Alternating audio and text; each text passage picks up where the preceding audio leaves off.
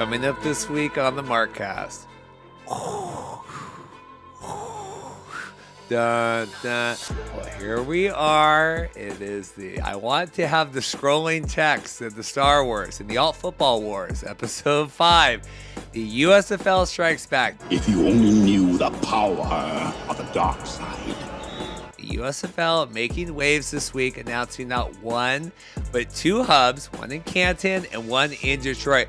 We have all the news covered. We have Tony Paul, man from the Detroit News, broke the story of the Detroit USFL hub, coming on the show, giving us all the details. And I don't know. Look, I mean, I'm not a spokesperson for the USFL. I don't know how this is going to work. It may be a failure. It may be a huge success. I have no idea.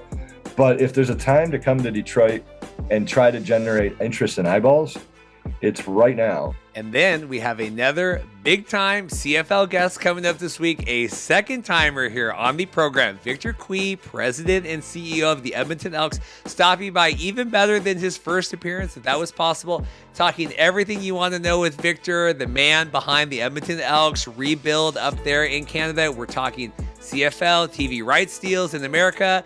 What kind of competition is the USFL and the XFL to the CFL? Lots with Victor. I don't know if you can ever work for an organization where you have enough money.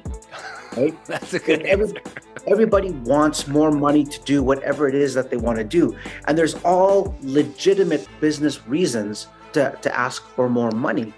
But the fact is that that's not the situation that the league is in. We're not in a position where we can outspend every other league or competitor out there in terms of just pure dollar spend. That's just not where we are. That's a fact. So if you cannot outspend your competition to win, then you have to find other ways to win. What are the value that you bring to society, to the world, that makes your organization unique and strong? And then heavy XFL content this week, deep in training camp. Luis Perez, I call him the alt football Forrest Gump, coming on the program, taking the time from training camp to come on. Luis Perez filling us in on his journey and thoughts on XFL 3.0. I'm asking questions all the time, trying to be a sponge around on, what are you thinking here? What tendencies am I giving away right now? Give me some pointers, and we're constantly, just dialogue back and forth, just ultimately to get better, and I think we have, 278 years of coaching experience on our staff. So, you can only imagine how much football and how many players they've coached. So all I want to do is be a sponge around these guys. And then lots of XFL Orlando Guardians talk this week. Shane Mathews, courtesy of the team, coming on, the quarterbacks coach, working in Arlington, getting the full rundown of the Guardians offensive scheme headed into this season. And then the USFL did have their two press conferences. XFL had one as well. Not nearly as exciting, but we're getting the full rundown from Alex Walker of WFTV. And then Kyle Nash from the three-point conversion is joining the program. We're talking the press conference, kind of the poo-poo press conference, and then even more deep dive into the Guardians rosters throughout training camp. How many guests do we have this week? 6. It should be a good show, and I have even more lined up for next week.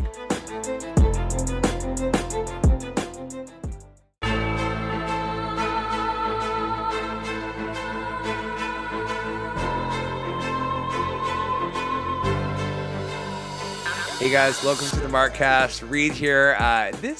We are truly in the peak alt football wars, Star Wars. We are now in episode 5, right? The Empire Strikes Back, the USFL Strikes Back. USFL, big time, dominating the airwaves this week.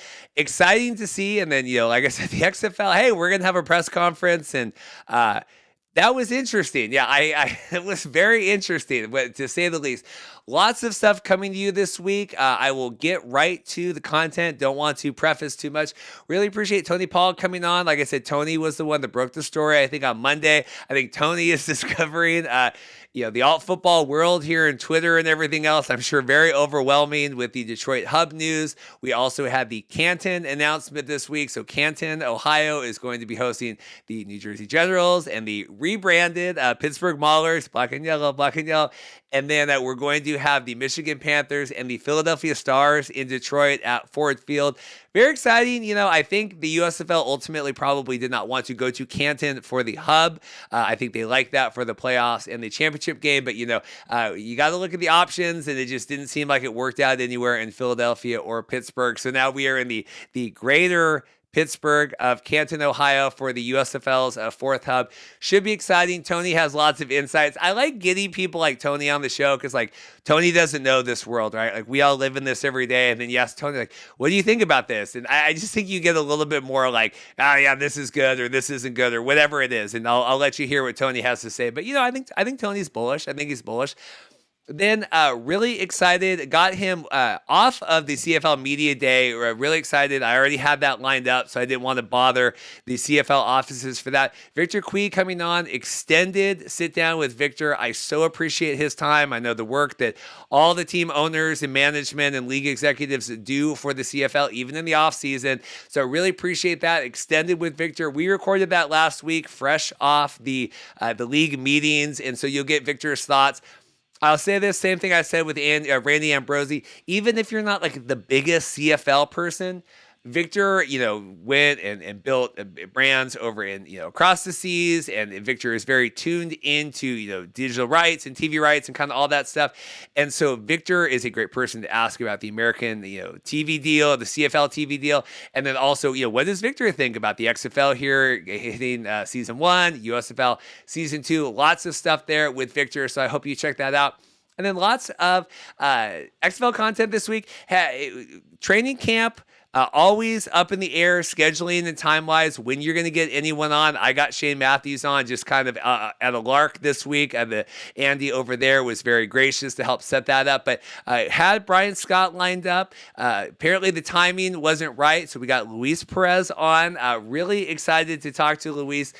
Anyway, the modern day just a journeyman here all the way back in the AAF and the Spring League. I put on my Spring League Jousters jersey for Luis. Really excited to talk with Luis here in the middle of training camp and got to get his thoughts and everything. We'll try to get Brian Scott, friend of the show, rescheduled. We'll try to see, but regardless, really appreciate the team over at the Vipers and the Luis, for taking the time as a quarterback in the XFL to come on. Really means a lot after practice and everything. Really means a lot to have Luis take the time to come on the show. Then, like I said, Shane Mathews, quarterback coach for the Guardians. Interesting comment Shane has to say about, Jordan Palmer, everything involved with that. Who is the Guardians quarterback? Are we rolling with DeAndre Francois? Good stuff there. And then Alex Walker, the sports director down at WFTV. I lined up all this Orlando content. Hey, are we going to get championship announcement, whatever? Regardless, we wanted to do a deep dive for the Guardians. We did the Renegades last week, and we've done the Vipers and the Sea Dragons. So deep dive with the Guardians. We got Shane, Alex Walker, and then Kyle Nash was a pleasant surprise to connect with and meet online. Really appreciate the energy that Kyle brings as well, talking the Guardians. A little more deep dive there. So we do, the presser stuff and the Danny Garcias of Orlando, and then we kind of dovetail into that and lead you out into the night. Crazy show this week. Lots of stuff. So please like and subscribe if you appreciate the work that we're doing. We are like 60 away from the 2,500, which you coincidentally would get the Brian Scott signed football that he gave to us. So get us to 2,500, rapidly approaching here at the start of the XFL season. And then next week as well, as I'm looking ahead, crazy show next week. I already have 2 interviews recorded. Chris Jones, head coach of the Edmonton Elks. You will not want to miss that if you are a CFL fan or just a football fan. Chris, Coach Jones is talking lots about the American influence here with these leagues and the CFL. We got Christian McFarland coming up as well from the USFL. Lots of good things to come. So like and subscribe. I'll see you at the end of the show, and take care. Well, this is the big USFL News Week, biggest USFL News Week we've had in a long time here. We have the Canton Hub announced, and we have the Detroit Hub. We have Tony Paul here, who kind of broke the story. I guess it was Monday, long rumor, the Detroit Hub. Tony came out with the Detroit news with that, and then everything snowballed. Tony, how are you doing, sir? Very good. Thanks for having me. Good. First off, how was your introduction into the world of alt spring football? Because I imagine it was very busy there all of a sudden. Yeah, it was. It was down. They held an event down at Ford Field today. I guess I don't know what I was expecting, but I was pretty impressed with the production level value of the introduction, and A lot of big time players from the city of Detroit were there.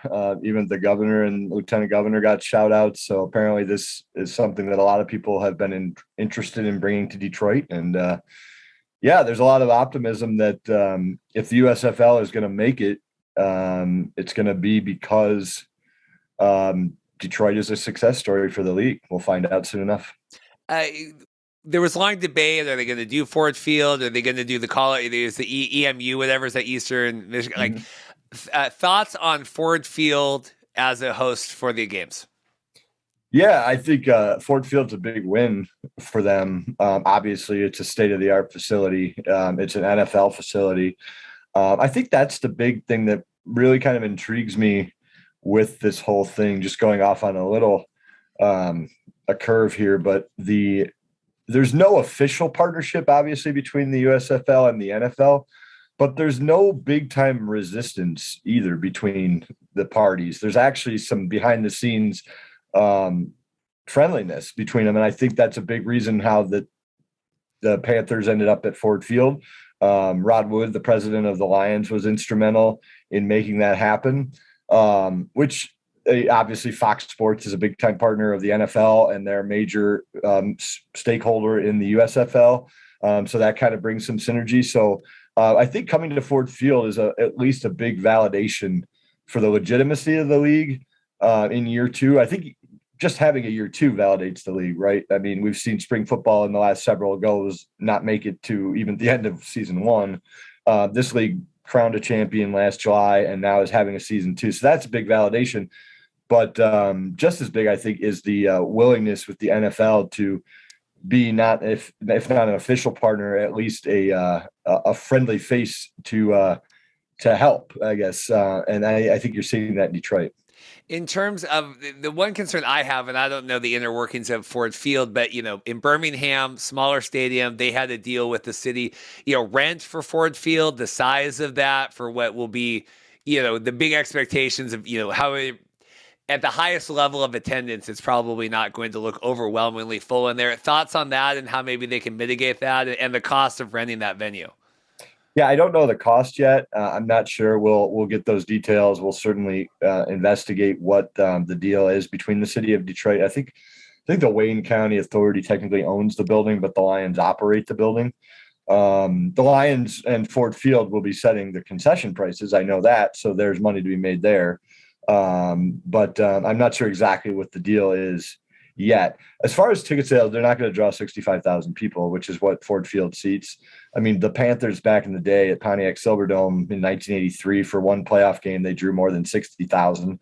So the popularity of the Panthers is a big reason why I think Michigan was picked for one of the hubs, to tap into that nostalgia a little bit. But, back in 1983, we didn't have the entertainment options probably that we have to compete for our dollars that in 2023. So they're not going to draw 60,000 people. They're hoping that maybe they can get 15,000. I wouldn't be surprised if the first couple of games, there's definite curiosity factor and they do draw in the 10,000 range. It's still not going to look great on TV, depending on how they set things up. If they do all general admission and first come, first serve, you move down into the lower bowl. I think that'd probably be their best bet to making it look good. Yeah, it's not going to sell out, but ticket sales aren't the driver necessarily behind survival for this league. I think it's advertising dollars that this league can get, for its broadcast, because I think its broadcast is its sweet spot, right? The United States, we love football, and there's, to have an option in the spring with pretty good football, pretty good talent. TV's where it's at. It's on Fox Sports, it's on NBC, it's on all their networks. So that's the sweet spot. Ticket sales won't be a huge driver, but they'd like to get 15,000 a game. That's what they tell me. I think the first couple of weeks they might hit that. And then depending on how it goes from there, it'll either tail off or, if the team's any good, maybe there will be some decent interest. There was a Michigan Panthers last year, right? They played in Birmingham. Did you, covering news, sports, Detroit, have any sense of the Michigan Panthers before and now that they're going to be playing in Ford Field this year? Yeah, we covered it because, originally I think people thought, with the USFL, before they decided to do the hub, when they announced the teams, everyone thought, all right, they'll be in their home markets. Obviously it didn't work that way. So it was kind of weird covering the Michigan Panthers who didn't ever come or play in Michigan. It was strange. But there was still some interest. I wrote, we get metrics on our stories. I wrote a lot of stories about them. They drafted former U of M quarterback Shea Patterson with the number 1 overall pick last year. That generated some interest, even though he wasn't going to play in Michigan. It still generated interest. The Panthers, I was told by many people, the Panthers had the largest social media outreach of any of the franchises. They sold the most memorabilia of any of the franchises. And that just taps into, again, people love nostalgia, right? People love, to think back of what life was like 20, 30, 40 years ago and remember things fondly. And a lot of people here still remember the Panthers fondly. So there was definite interest. I would say there's more interest now. You said you were impressed with the amount of people that were there today covering it, right? Both in terms of the Fox people talking and then the reporters. Walk me through that and just was there a buzz there, like a tangible excitement? Yeah, I think there was. I didn't expect, I go to a lot of press conferences. You never really know what to expect, whether they're going to be 10 people or 300 people. There was definitely closer to the 300, I think, than the 10, or it was quite a few people. But yeah, you had the mayor there, which is, obviously always a big deal when you have the mayor anywhere. Daryl Johnson was there. Eric Shanks from Fox Sports was there. Our local politicians were there. Just a ton of movers and shakers from the Detroit area were there, and everyone's pretty pumped up about it. Detroit loves its sports. The downtown area of Detroit is a huge sports haven. I think it's the only city in America with 4 major professional sports teams within like a 4-block walking radius. And now they have, a 5th and a 6th franchise technically with the Philadelphia Stars coming with them. It's a good opportunity, I think. And I don't know. Look, I'm not a spokesperson for the USFL. I don't know how this is going to work. It may be a failure. It may be a huge success. I have no idea. But if there's a time to come to Detroit and try to generate interest in eyeballs, it's right now, when the only team you're really going to be competing with sports-wise in the city of Detroit is the Tigers, who play across the street and are terrible and are expected to be terrible. The Red Wings are not good and aren't expected to be in the playoffs when the spring football rolls around. The Pistons are not going to be in the playoffs. They're awful. And there's a big buzz with football in the area because the Lions finished the season so strong. So I guess if there's perfect timing for this to come back, it's now. Plus you play into, it's the 40-year anniversary of the Michigan Panthers winning that championship. And a lot of people here still remember that. I do not, for the record. I'm not as old as I look. I don't remember them very well, but if there's good timing, I think now is it. In terms of the housing at Ford Field, they're staying somewhere else. What are the logistics of the 3 different locations? Yeah, from what I'm told, the training camp is in March. They're all going to stay. Most of the players are going to stay at a nice boutique hotel in Ann Arbor, home of the University of Michigan. They're going to practice and work out at Eastern Michigan University, which I was told was in some ways a partner of the old USFL. I haven't found that to be true, but I've been told that by the current USFL. Eastern was a very willing participant from the beginning. The USFL scouted 2 sites for possibly bringing the Panthers home. It was Eastern Michigan Stadium and it was Ford Field. Obviously, given the choice, you're going to go to Ford Field, not just because you got the downtown location and it's pretty easily accessible, but also an NFL stadium. Makes sense. But yeah, Eastern's they're going to host the practices and workouts. Eastern's football program basically is on hiatus starting in April. So it's going to be basically the USFL can take it over. And then the games will be either Saturdays or Sundays in Detroit. So they talk a big game here at the USFL today. And in my previous conversations that they want to have a big reach across the area. That's a pretty good start. You have players in Ann Arbor, Eastern Michigan, and Detroit. That's pretty good reach. And so, I think that's a good start. Are you? I'll let you go here soon. I promise. Are you skeptical, optimistic? You've obviously covered a lot, seen a lot. What do you make of this and this experiment? Year 2 now, but this experiment here of spring football with the HUBS. Yeah. Last year, again, we actually, we covered the team early on. Like I did interviews with Brian Woods, who's obviously not with the league anymore, but Jeff Fisher, I talked to him, the coach of the Panthers. I talked to, a lot of people, Shea Patterson. We covered this league last year. It was really strange. It was like COVID times 10 in that, you weren't not just at the stadium, you were doing things by Zoom, but the team was playing 1,000 miles away. It was very strange. And there was interest at first. We actually covered the first couple of games over, the internet, and wrote game stories, traditional game stories, and people read them. There was definite fall off after the initial interest, which I think you saw too with the attendance in Birmingham. They drew like 17,000 or something for the first weekend, and outside of the Birmingham team, the attendance really tailed off. The ratings, TV ratings, remained okay. I don't think they were bad. I think Fox Sports was mildly okay with it. So from that perspective, it could be the same thing, right? They could come in here. There might be 20,000 people at week one, which isn't out of the realm of possibility. If they're really selling $10, $15 tickets and 3 kids get in free with every adult, they could definitely draw that for the first week or two. And sure, we could see the same thing, another fall off. But certainly, the interest, I think, will be higher with the team here. And if you got nothing to do, you can go downtown and get a cheap ticket and watch pretty good football. And that's the other thing too. They did send 13 players to 53-man rosters, right? The USFL. I think they had 50 some who got invites to training camp. They got over almost 200 who had workouts with NFL teams. Even, the NFL or the USFL MVP last year went to the NFL and was all pro. I mean, so clearly there's a pretty good product on the field. And I think that'll go a long way toward keeping the fans' interest. But am I skeptical? Of course. I mean, it's spring football. Spring football doesn't have a big track record. Now, this league made it to a second year, which in itself is a success story. But they also did that because they had the deep pockets of Fox Sports pumping in over $100 million to keep this thing afloat for 3 years. They're not making money right now. They have to eventually. And they believe that this will be a start moving to these hubs and eventually, ideally for them next year, moving all 8 teams into their own markets. But am I skeptical? Of course. I mean, we've been here before, right? I mean, even the old USFL, as popular as it was in Michigan, only lasted a few years. I mean, so we'll see. It'll be. I'm looking forward to covering a game and seeing what it's all about for sure. But definite skepticism.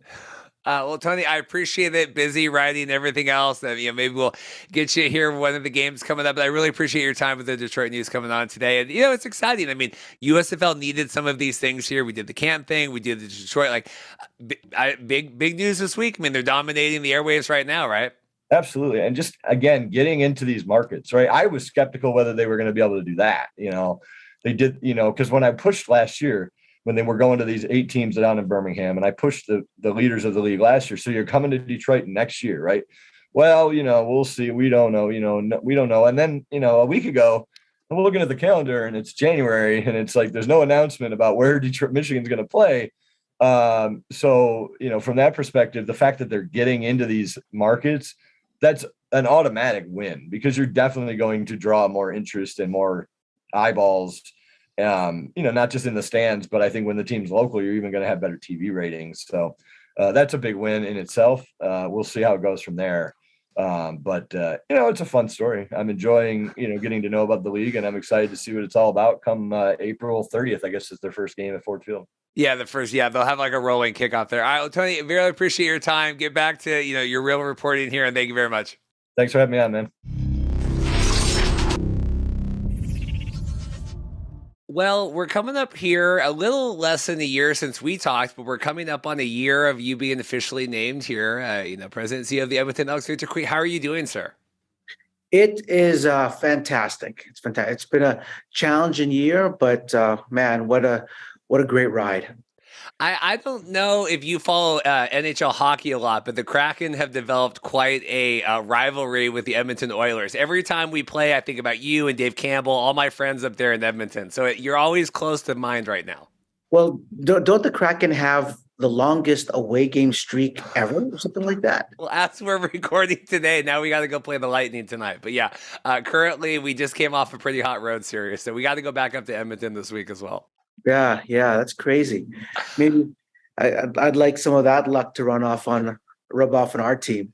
Yeah, well, we're getting there. So, this worked out. We're about a year here. I was looking on 3 Down this morning, and I think it was January 25th. The article came out, you officially being named. What has the last year been like for you in terms of taking back over and being up there?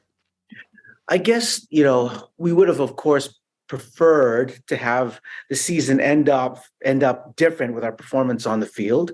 Like if you would have asked me at this time last year, do I think we would lose all of our home games again? I'd be like, no way. It's just like no way. But that's what happened, and that's the crazy thing about live sports. Two teams get on there, both teams want to win. Both teams are doing what they can.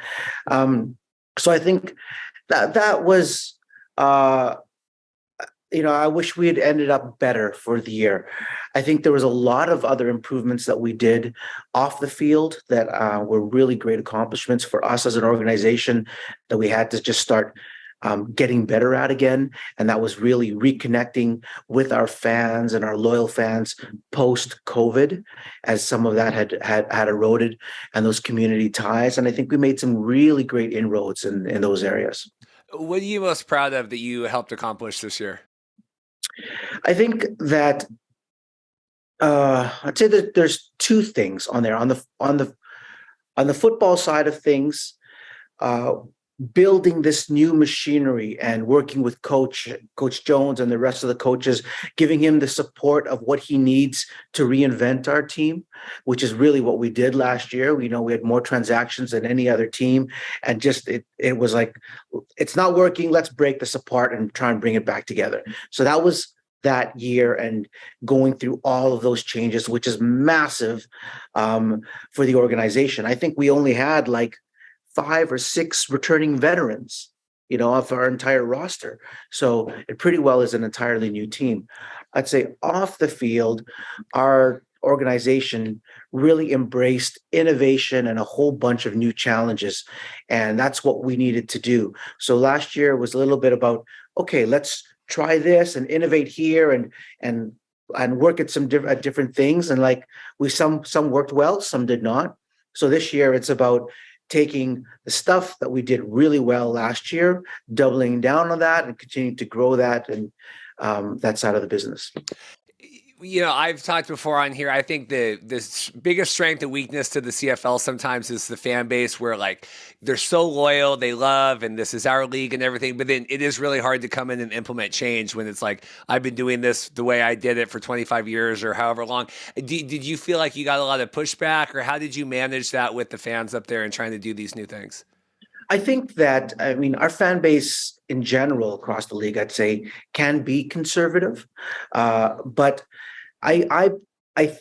my sense was that there was an openness to innovation from the fan base, from our staff, from the organizers, from the league. Like everyone in 2022 was kind of like, okay, what should we try different? Like, let's explore it. I'm not saying that we'll do it. I'm not saying that's going to work, but let's take a look at it. And that definitely made everything that we were looking at easier to implement. Favorite things that you've tried. Bless you. Sorry. That's okay. We're tracking, and I'm seeing like singles nights and like really just out of the box stuff, which I think is great. Like you said, if at least try it, and if it doesn't work, favorite things that you tried, or things that were outside the box that you're glad that at least you gave a shot. Well, most recently we launched this guaranteed win ticket, yes, which was, people were saying, whispering around our record and our performance on the field. And I said, look, it's a fact. Like we wanted to do better, but it's a fact. So let's embrace it. Let's see what we can do. And let's try and keep on trying to bring new fans through the door. And so that's what we did with this guaranteed ticket launch. Is like, buy your ticket, come to the first game, season opener, and then you have that seat until we win a game. And the media were really supportive of it. The fan base was supportive of it. And that really is the battle that we're doing right now. I'm not expecting things to change in one season. This is a process that's going to take us 3 seasons, 2 to 3 seasons to get it right. But the battles that we're trying to win are that every game we're bringing in new fans into the league, and we're understanding what these fans want. How can we entertain them? Because not every fan wants to be entertained by buying a season ticket, ticket, right? For 10 games for the entire season. There's different paths to bringing in our fan base. Do you feel like, and I know we talked about this last year, and a lot of the new voices, and you and the Mardoman and things, and I know Gary Stern's trying to do stuff. Like, do you feel well supported on the league level by like, hey, we're open to these things, and you do what you need to do? Absolutely. I think the league, with our partnership with Genius Sports and the creation of this new business entity called CFL Ventures, which takes all of our combined commercial assets across the league. These are all really big, bold steps that we've taken. And not to dive into a history lesson or anything, but to implement all of those things that we did in this last year, which is a change from the way things have been operating for decades, really is a massive change. So that you have to give that time to settle in. It didn't come out perfectly, but nobody expected it to. So now these changes are in, and it's really about, okay, how are we maximizing what we have, making the most money as we can as a league? But to your question, absolutely, the league has been very supportive. Randy as commissioner is very accessible. We just had an entire week of meetings this last week, and it was an excellent discussion. Yeah, I would have. They actually, believe it or not, allowed me to partake in a lot of those remote things as well. I would have had you on, but I knew we had this all set up. But I thought, hey, even just a little thing like that, like, hey, let's entertain this American podcaster by setting up some people. Like, that just speaks to like, hey, they don't need to do that, right? That's totally outside of the realm of things they need to do there. Well, that's good. Well, that's because you're important media. That's why. No. In terms of, Genius Sports, just to reflect on that, kind of anyone you talk to, you hear different things, and what does it mean to you and the partnership with Genius that CFL is doing? How do you view that? Well, I think that it is not a hypothesis to say that the world of sports is going to change significantly with sport betting. That's already what is there. That's a clear fact. So now it's a question of how do we adapt to it and implement it to our best advantage. And the challenge in Canada is gaming is controlled by each province. So each province is at its own pace of how they want to implement this. Now, it is clear that it will be implemented in some degree across the country. And so we've got to, it's a bit of like you're building a bridge from opposite ends, and you're just trying to make sure that they meet up in the right space. So you've got government regulators, and then you've got, the sport fan, and then you've got what we are building, and you're trying to make that mesh. Genius Sports are some of the best people in the industry when it comes to understanding that side of the business of data and sports and where the future of sports is going. So we've got great partnerships, a great partnership in place with them. Each of the teams has a game plan, based on government regulations of how we're able to maximize this opportunity.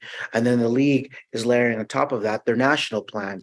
So I think there is a lot of room to grow there, but this year, 23, is about taking the foundation that we're at and kind of layering on top of that. This is a process that's going to happen in layers. How challenging is it with the CFL, and where you have the 9 different, it's all these competing, and some private and some public, and then you got Randy fixed in the mix there, and the board of governors, all this stuff, like to get anything implemented or done. How challenging is that from like an outside perspective of someone, a casual fan? It's a big challenge because there's 3 types of ownership in the league: corporate, private, and then community owned, like ourselves. And so each one moves at a slightly different pace, has different tools to work with in their toolbox for their organization's success, and also different strategic priorities. So, for us, our mandate is to make our community better. And how do we grow our community as a community-owned team? So that's always our mindset of, yes, of course, the business fundamentals of sustainability, profitability, and all those kind of things are important, but it is not profit for the sake of profit. Let's say if we were a corporate or entity, where it is really what initiatives are we doing that fall in line with our values as a community-owned team. We spend a lot of resources supporting local charities and active in the community, and that's a priority for us. So it is a challenge with the different types of ownerships. But from the year that I've been here, I think I've already seen this progression of let's try and put our league hat on when we get together and what is best for the growth of the league. So I'm seeing a lot more of that throughout, as each month passes by. I felt like came in, when you came in, like big head of steam, all these ideas, everything. Do you still feel that same, like we're hitting, we're going? Like, how do you maintain kind of that energy level and that motivation if you still feel that way here a year in? Oh, absolutely. I think it's also taken me a while to understand, what we realistically can do within a season, right? And understand the pace that we can push ourselves at. So that was a big learning lesson for me. But I think that we now have this game plan for 2023 that was better because this will be my first sort of full cycle where I've had a chance to develop the budget and identify our priorities and steer the resources into the right space. So I'm looking forward to that. In terms of, Coach Jones, everything happening that way, on the field, just, from where you sit and kind of overview great Coach Jones. I mean, you feel like how do you feel like he did this year? I think Coach Jones and the football operations team that he's assembled is outstanding, world class, and it really at the center of his philosophy beyond doing what we can to win is really he looks after our players, and that's important because I'm an athlete-centered leader as well. I understand the challenges a professional athlete has to go through, and I empathize with that. And Coach, ultimately, what he looks at as a player is not just the performance on the field, but is this a good human that's contributing to our city, to the community, to the world? And he likes to bring good humans together. And you can see that on his coaching staff. That's why, they're people that come to work out of the passion of working together and being on this path to win. This Christmas break was, I'd say, very challenging for us with the death of Christian Salisbury. It was just, he was in the wrong place at the wrong time. And, at least they caught the guy, but his funeral was just this weekend. And I won't be shy about it. It was really, really a very challenging thing to talk to his mother, and with an athlete that with so much promise and was really a big part of our locker room culture. So it made this Christmas break quite somber. It's been a few weeks now. I mean, horrific. And that's someone that we all in the alt football community, I mean, we tracked him through, Fan Control Football. Like, I remember when his mother was DMing me, like, my son is getting CFL tryouts and things, right? Because she's always trying to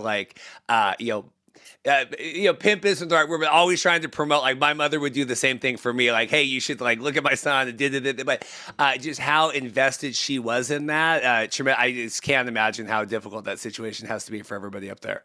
Yeah. Well, and I think we have worked hard to put sort of the right support in place for his teammates, and we'll do an appropriate memorial celebration or something along those lines in the season. We haven't quite figured out exactly what we want to do yet, but we'll do something there. Well, like I said, horrible, and transitioning off of that. But I'm glad at least to get just at least a little bit of closure right now. I mean, like you said, that never really goes away, but at least to be able to have that for the team and the organization up there, right? That's right.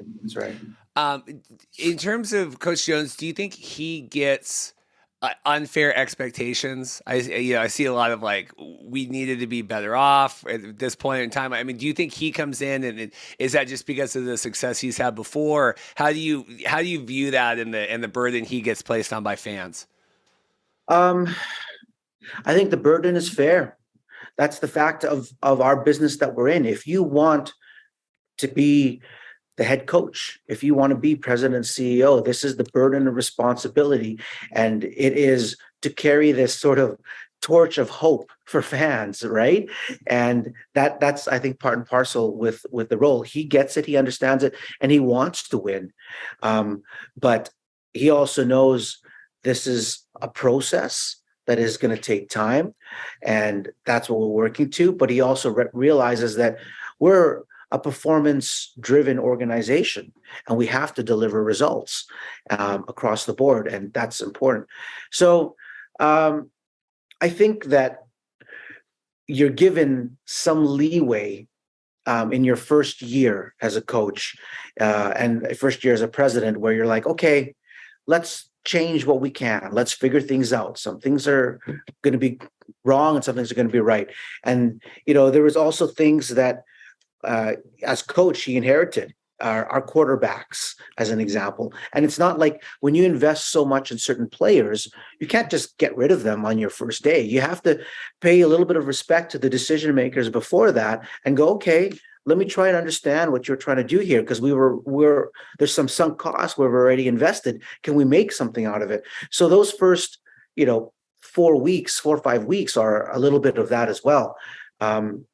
And I'm really excited about our ability to hit the ground running for this season.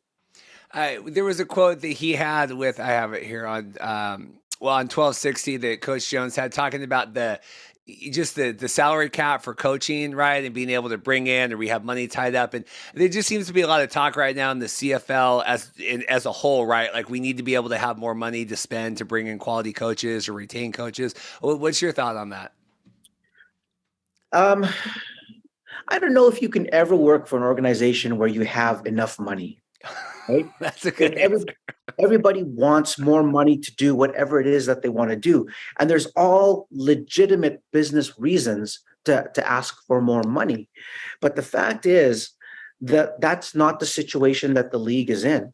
We're not in a position where we can outspend every other league or competitor out there in terms of just pure dollar spend. That's just not where we are. That's a fact. So if you cannot outspend your competition to win, then you have to find other ways to win. What are the value that you bring to society, to the world, that makes your organization unique and strong?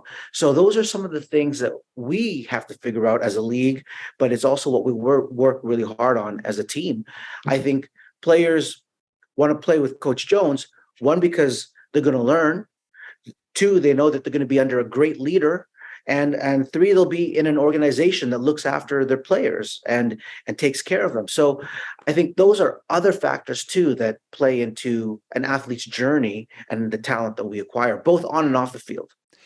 I asked this to all the people last week during the CFL Media Days. How do you view the level of coaching right now in the CFL?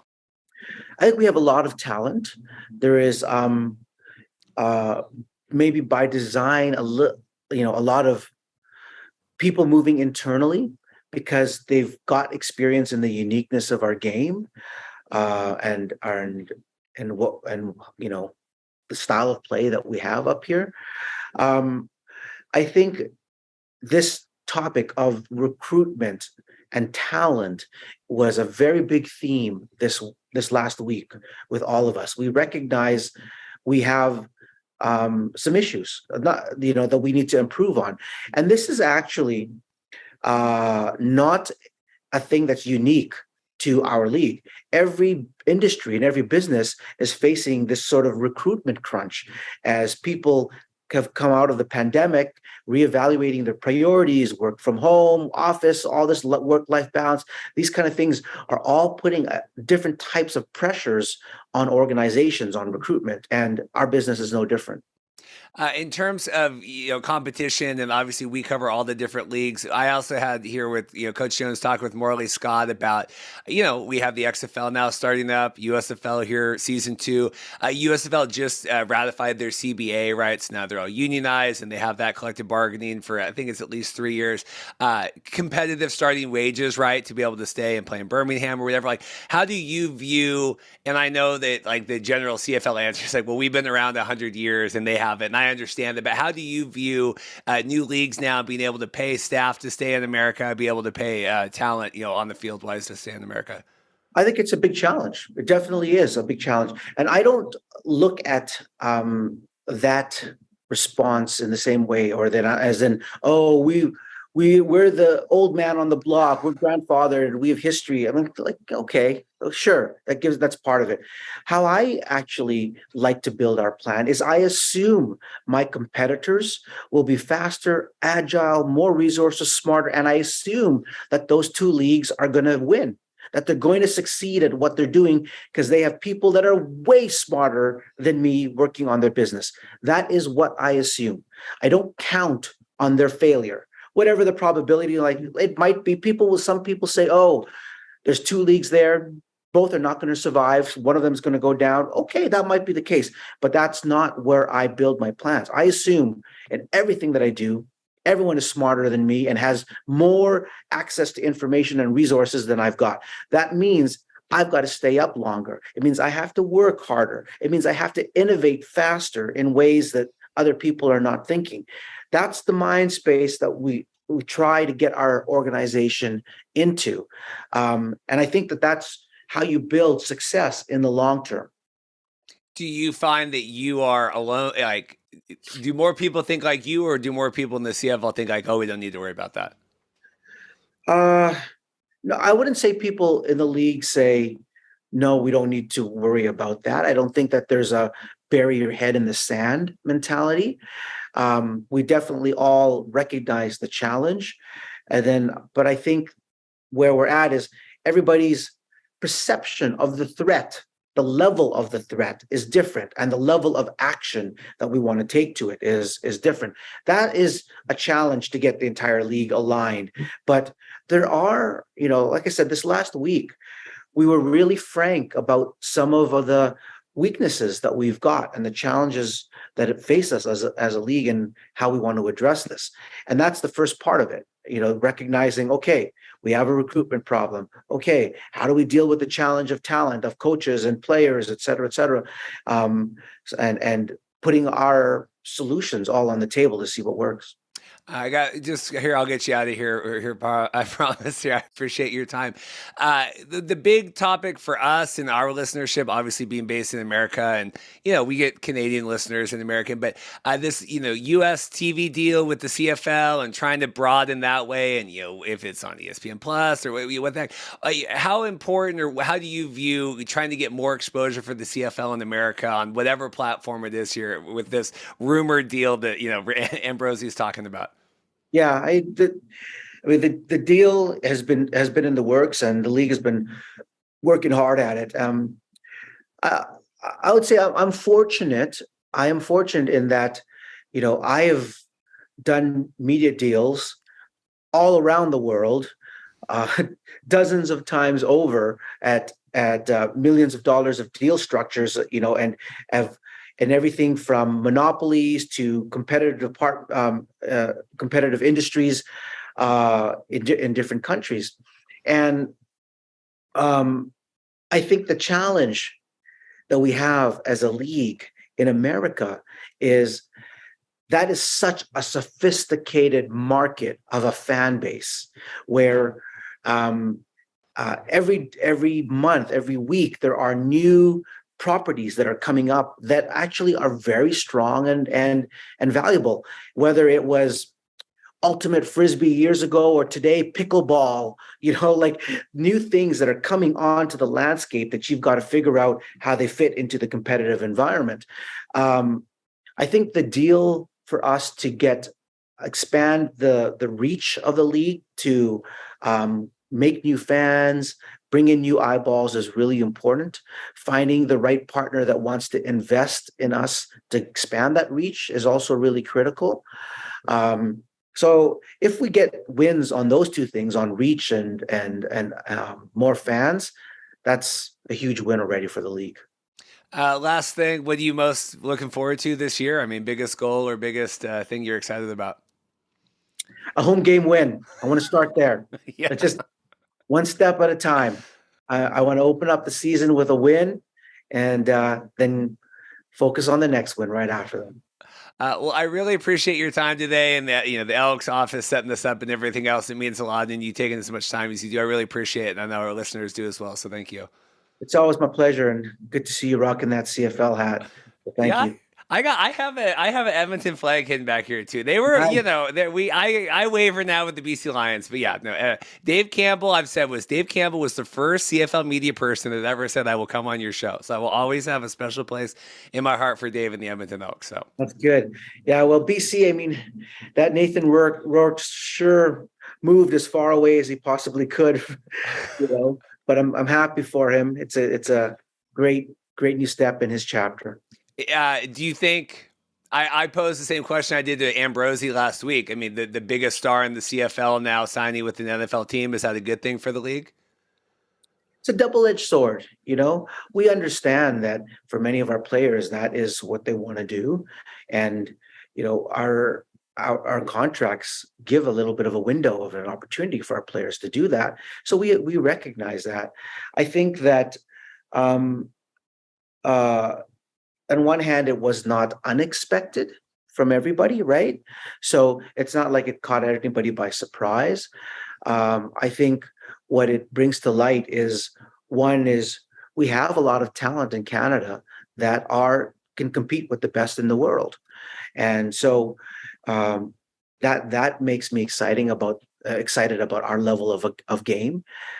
We, of course, want to keep the talent as long as we can. That makes sense. But on the flip side of it, how can you not be excited for somebody that is young and is embracing a whole new opportunity and a chance to provide for his family and fulfill his dream? And you having been a part of that journey is an exciting thing. Yeah, it's just hard. I mean, we all read the statement yesterday. We're always like, I appreciate my time in the CFL. It was a detour. I always wanted to play in the NFL. It's hard as someone that watches the game. I'm like, I love Nathan and everything, and he's been on the show and everything. But it is hard to be like, okay, I mean, that is the truth. So not that we need to go down another rabbit hole here, but it is an interesting conversation at least. Yeah, for sure. Victor Cui, I will promise I'll get you off here. Thank you so much. I really appreciate it.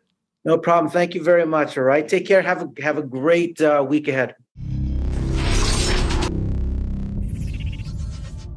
Well, I just went and threw on my Spring League Jousters jersey here. We have Spring League legend, now XFL Vegas Vipers quarterback, Luis Perez. How are you doing, sir?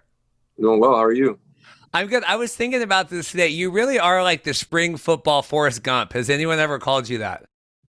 No, not Forrest Gump. That's a first for sure. But it's remarkable here, the career you've had, the places you've gone, the steps along the way. I mean, when you sit here now, we're January 2023. Like, how does it feel? Where are you at? Yeah, I'm just very fortunate, man. I'm blessed and fortunate. All these leagues have just been popping up since I came out of college, right? If I would have come out 5 years before that, who knows what I'd be doing. But I'm just thankful for, every opportunity every coach has given me in all these leagues, and just looking forward to taking advantage of it again. We're sitting here now, Vegas Vipers, middle of training camp. How's the week going? How's everything? We're down in Arlington. What's it like? It's going well. All these spring leagues are pretty much similar where, you got to get guys caught up fast, right? I think the best offense is going to be the one that gets everybody on the same page as soon as possible. And that's what, I'm trying to do every single day, right? Meeting with guys, trying to get them on the same page, telling them, certain looks on defense, what I want to do and so forth. But yeah, no, I think the biggest thing is to get on the same page. Now that everyone's there, right, in Arlington, how is the hub situation? Obviously you did the Birmingham situation last year. What is this hub like, and what do you make of just kind of everything at your guys' disposal right now? Yeah, it's a nice setup. We're a really nice hotel. All the players are here. Our meeting spot is, literally 1 minute away. We take a bus to it whenever we meet.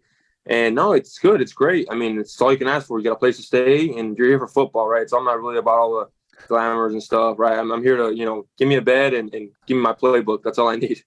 Are you kind of used to it now? Do you feel like you're off in deployment again? Like, you're off for another one here? Yes, exactly. It's what I've been doing the last 6 years. How hard is it that I couldn't imagine the emotional and physical stress and everything to keep doing this, year after year, week after week? What is it like, and how do you kind of psych yourself up? I mean, I love the game. I love it. This is what I feel like I was born to do. And again, too, I'm so close to the end goal, right? The end goal is obviously to, make an active roster and make a living in the NFL and win Super Bowls. Ultimately, that's the goal. But, when you're so close, man, you just can't stop. You can't stop. And I'm so close. I was back in the NFL this year with the Rams and, didn't get a fair shot there, so I'm just waiting for another opportunity, and again, all these leagues that just keep popping up, how can I not be a part of it? Compare, we're at XFL 3.0 now compared to your time at XFL 2.0. What is just in terms of ownership and management and league execs and kind of everything else?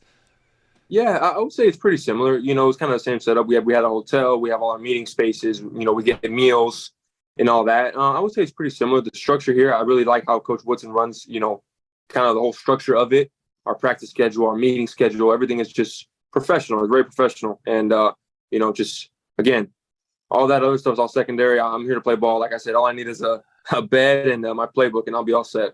What is Coach Woodson like? I mean, he's one of the guys, more bombastic. I mean, I got the Sea Dragons. Jim Haslett's a little less, refrained out there. What do you like of him, and how does he kind of help run you guys? Yeah, no, he's awesome. I mean, Pro Bowler, Super Bowl champion. I mean, I want to pick his brain as a quarterback. Him being the defensive back he was, I'm asking him questions all the time, trying to be a sponge around him. What are you thinking here? What tendencies am I giving away right now? Give me some pointers, and we're constantly, just dialogue back and forth, just ultimately to get better, and I think we have, 278 years of coaching experience on our staff. So, I mean, you can only imagine how much football and how many players they've coached. So all I want to do is be a sponge around these guys. What do you like about Dwayne Taylor and the offense you guys are working on? I love the offense. Really, really like the system, really like the scheme. Has a little bit of everything, right? I don't think we're going to be one-dimensional at all. Can't say too much, but all I'm going to say is it's going to be fun, and I really like the offense. In terms of, we had the quarterback video last week, the QB action, Jordan Palmer, and everything, kind of the work around you guys off the field. What has that been like, and have you been enjoying that experience? Yeah, so I've actually had 2 encounters with Jordan. I came onto the scene a little late. Later than normal, but yeah, no, Jordan's been awesome. I've been talking to him and Mike White. We've been talking, just talking fundamentals, talking coverages, talking how to study. Again, those guys that have been around, I just want to listen, be all ears, and just try to take in as much information I can from those guys, and they've both been a real big help. Has there been things that maybe between you and talking with other quarterbacks that Jordan's been helpful with in terms of like whether it's reading different things or processing things? I think the biggest thing right now that Jordan's preaching is just like being able to use our body efficiently, right? Like no wasted movements, being able to use the ground to create force, being able to rotate, we're rotational athletes. And I think that's one of the biggest things that I think maybe I was lacking before, I never really thought about, projecting from the ground, sprinters, right? The sprinters who are fast are the ones that can put their foot up and down and push from the ground, and how hard they can push. It's kind of similar, obviously not to that extent, but it's pretty similar playing quarterback when you're, moving in the pocket. You can't take too many wasted movements. When you're stepping out of the pocket, you got to create force in the ground to get out, and all these different things. Like I said, though, they've been great. Do you feel like over your years and all the different coaches you've been able to work with, you've been able to kind of osmose that in and take some of that as you go along the way? No doubt. Yeah, no, I've been so lucky to have great coaching. And again, it's like tools, right? Sometimes you use some, sometimes you don't, but you like to listen to all the information that's given to you. And again, I've been very fortunate to have great coaches in my career, and I'm excited to just have another one in Dwayne Taylor and Coach Woodson. Now, obviously, right now is your best experience you've ever had, right? But if besides XFL for 3.0, like highs along the way, what have been some key moments you've enjoyed over the last many years? Man, it's hard to pinpoint one, right? Playing ball, I just enjoy playing football, and each team is so unique. I've been a part of each individual locker room is different, but again, I've enjoyed every single one. I can't pinpoint one, but I'm just very excited about our group we have now, and excited what is to be. We're getting there. We're not there yet, but we're getting there, and we're, I think, 23 days away. So hopefully we'll get there by then. What is it like for people that aren't, accustomed to it, the spring league, this, quick ramp up, right? Where it's, we got 4 or 5 weeks here. We got everything, get everything ready to go. How hard is that to come in and do that? Obviously you've been through that system, before and kind of experienced that, but how challenging is that to come together as a team? Yeah, it's definitely challenging. It's different, like you said, I'm used to it. I've done it the last 6 years. But the biggest thing, like my job is to get other guys caught up, right? It's how fast can they learn? If I learn the whole system, but everybody around me doesn't, that does me no good, right? So I have to go out there and just meet with these guys and, try to ingrain certain things. And again, along the way, I've kind of figured out ways to do it to kind of speed up the process. And again, I think our guys are on the right track. Do you view yourself as someone that can impart that knowledge on people, just having gone through this, so many different, tweaks and iterations of this? Yeah, I mean, I have the experience, right? I wouldn't say the knowledge, I just have the experience, and I kind of know what to do at this point. I've had my ups and downs in every single spring league, and I'm starting to see a pattern, right? The more you experience, you start seeing patterns, and you start figuring out what works and what doesn't. What do you feel like that you could personally grow from and learn from this experience this time around? Where do you think you need the most growth? I think, the biggest thing is I want to go out there and show people that I'm a complete quarterback, right? That I can do it all, that I'm not just a stand in the pocket guy that can just throw the football and accurate, right? I want to show them that I can make plays off platform. I can run for a couple first downs a game. I might be able to run the ball on a quarterback run here and there. I wanted to show everybody that I'm a complete quarterback, and I think in this scheme, hopefully I'll be able to show it.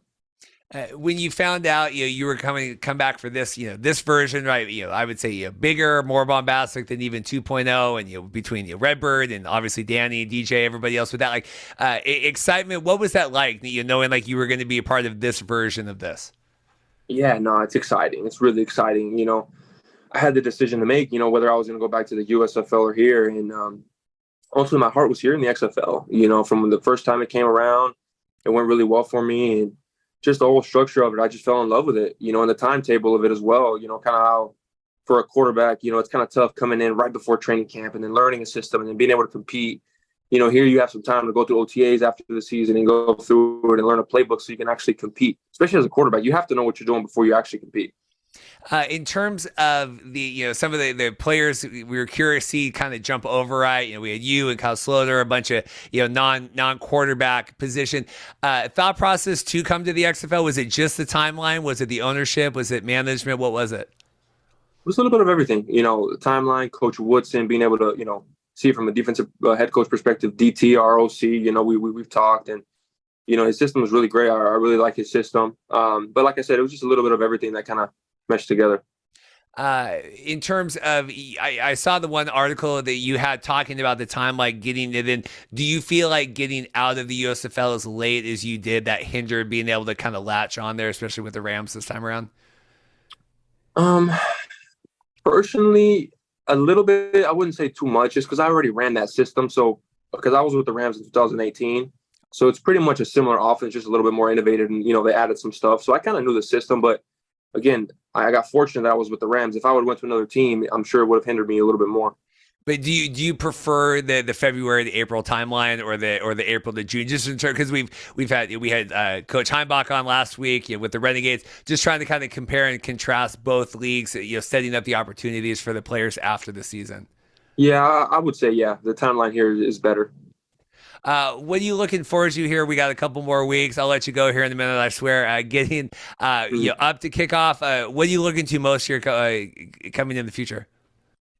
Yeah, getting guys on the same page. Learn the offense, trust the system. DT system is awesome. So guys just buying in and just, executing at a high level, knowing your assignments and just executing. And again, my job as a quarterback not only is to perform, but to get those guys ready as well. Who are some of the guys you've enjoyed working with the most so far? Man, we got a lot of guys. Martavius, Matt Sexton, Jeff Badet, CQ. I can go on and on. Rod at running back. Our tight end group is amazing. Rod Smith, Jay Love. I can keep going. DeAndre Torrey. I mean, I can keep going. I can name everybody, right? But no, I'm excited about all these guys because all these guys are hungry, man. They're hungry for the opportunity to go out there and just compete and show the world what they can do. And this is what it's about. The being able to kind of see these guys, and you've got spring league guys, and you've got AAF guys, or USFL, like being able to see all of these people together. Now, what is that like in these familiar faces? Yeah, in all these leagues, I played, against a lot of these guys. I played a lot against all these defensive coordinators. Some defensive coordinators were my head coaches before, and it's just a constant cycle of guys, right? So, again, I played with some of these guys already before, so we have some familiarity there. But yeah, no, it's just fun. It's fun to go out there and meet new people, and just, again, our goal is to win a championship, and my job as a quarterback is to get everybody together and buy in so we can get it done. Uh, the Spring League Jousters uniform is widely considered one of the best in alternative football. Do you enjoy wearing the purple and white? What were your thoughts of the Jousters branding? I liked it. I took pride in wearing the purple, and shoot, it was, we fell short in the championship game, but didn't go our way. But no, I really enjoyed it. I really enjoyed wearing the purple. What was the Mega Bowl like? What was the Mega Bowl like against the linemen? It was good. It was good. I mean, I'm sure you I don't know if you saw the game or whatnot, but it's just it was a different setup. How the league was ran was true developmental. I only played the first half of every game. It was just a little bit different setup. Do you think you would have won the Mega Bowl if you had played the whole game? I mean, I don't want to get into all that, but I mean, I remember that was like a thing at the time. I remember it was like the hot takes was like, I mean, this was the world we were in back then, but it was like piecing together the Mega Bowl play by play. Well, I think if Perez would have played the whole game, he probably would have won. I'm not going to get into that, but it was fun. It was fun playing in the Spring League. Well, I'm excited for you. Excited for this. A long time coming. Seeing you, with all the way back in the day. Best of luck here so much. Good luck, and hope to see you out on the field. And it should be exciting times. Appreciate it. No, thanks for having me on. Awesome. Thanks, man. Appreciate it. Well, I am excited today, hopping on. I always say I can just hop on at a moment's notice here. We have Shane Mathews, quarterbacks coach for the Orlando Guardians. How are you doing, sir? I'm doing well. How are you? We're good. I appreciate it. We're in the midst of training camp here. You're in your hotel. It looks like you're in the Bayou in Georgia. Week, I guess, 3 kind of here, too. We're in pads and everything. How's everything going for you guys down in Arlington? Good days, bad days. I mean, it's a work in progress trying to narrow down your roster. Got to cut a lot of folks here in the next week or so, but it's an acclimation period, trying to learn the players on your team and what they can and cannot do, and go from there. How foreign or used to this concept? I mean, it's such a quick timeline here coming in. I have to imagine it's kind of a ramping up process for players and staff and everybody, right? Yeah, there's no question. It's similar. I've mentioned that it's a unique situation, and I'm sure every team's going through it. I mean, you draft guys, you've seen tape on them, but you really don't know if they fit into your system until you actually get them in meeting rooms and on the practice field. So it's not like the NFL where you have a set system you're drafting to, or in college football, you run a certain type of system and you're looking to recruit those type of players. It's just you kind of got to figure out what you have, and then kind of figure out what you can run on offense or defense. With the XFL, a lot of pre-pro, we're doing all these showcases, we're scouring the planet, trying to get everybody. What do you make of the talent level that kind of entered into training camp here a couple weeks ago? Yeah, the quarterback position is a little bit different. It was kind of, people were designated to the team, so there wasn't a whole lot of evaluation in that. But, it was a draft in all the other position groups, and there's some good players. And then, that you used to see it in the NFL camps. There's a lot of good players that get cut. So as a coaching staff and an organization, you got to figure out, who's going to make your 50-man roster. That ain't a lot of people. And you got to figure out how many you're going to keep at this position group, how many at that one. And once you start crunching the numbers, it's pretty tough. This week we saw Mitch Kidd get released amongst a couple others on the Guardians roster there. Are you guys rolling with 2 quarterbacks now? Is that the plan, or what happened with that? I mean, that's, Mitch is a good little player, very smart. I think he'll be a coach one day. I really liked him a lot. Smart kid. Yeah, right now we have 2. There's always that possibility of signing someone else. You just never know, because that's what the personnel people in the front office, that's their job, is to look at, whether they're Canadian kids, NFL guys that have been on practice squads that didn't sign back. I mean, it's a transitioning period on a daily basis. So as a quarterback coach, I'm going to coach who I got as hard as I can and see what we can do. In terms of we know DeAndre Francois, we followed a lot, and our audience knows him through Fan Control Football and all that. In terms of the quarterback room you guys have right now, I would say people are maybe the most curious about kind of what's happening there. How do you feel about the talent level you guys have between the two players right now? Well, as you said, we have Quentin Dormady and DeAndre Francois. I think they probably have the least amount of experience of any of the players in the league. And we don't have a set starter right now. It's a battle. We're trying to put competition at every position, and we'll see how it all plays out. We still have a couple more weeks before we kick it off, and we'll see who performs the best. For those that maybe not be familiar with the two quarterbacks, what do you see? And you said not a lot of experience coming in. What do you like that impresses you about both of them? Well, DeAndre, he played at Florida State and Howard, I think. He's played in the Fan Control League, which I'm not familiar with at all. He's got a good arm. He's pretty athletic, has some tools there. Quentin is a big kid, has a good arm. He played at Tennessee, played also at Central Michigan. So, and I think he was in with the Titans in a training camp or the practice squad. So, not a whole lot of, quote, professional experience. Some of the other teams have guys that were, in practice squads or at training camps of NFL teams, played in the USFL or played in the old XFL. So it's, like I said, it's a work in progress. We're going to do everything we can possibly do to put a good product on the field. Do you like that more as a quarterback coach, having a little bit more raw talent you can work with, or this guy's been through 6 different, you kind of got to break it? I think Coach Becht with the Battlehawks was talking about that, right? We have maybe some bad habits we have to break. Do you like having the more raw? Well, I wouldn't say they're raw. But they at this age, from a fundamental standpoint, hopefully you have your fundamentals down. It's hard to change. We don't have a whole lot of time to work on fundamentals and changing, footwork and throwing mechanics and that. You just don't have time. Those things take months to convert to something else. So we just got to see how guys process information when the bullets are flying.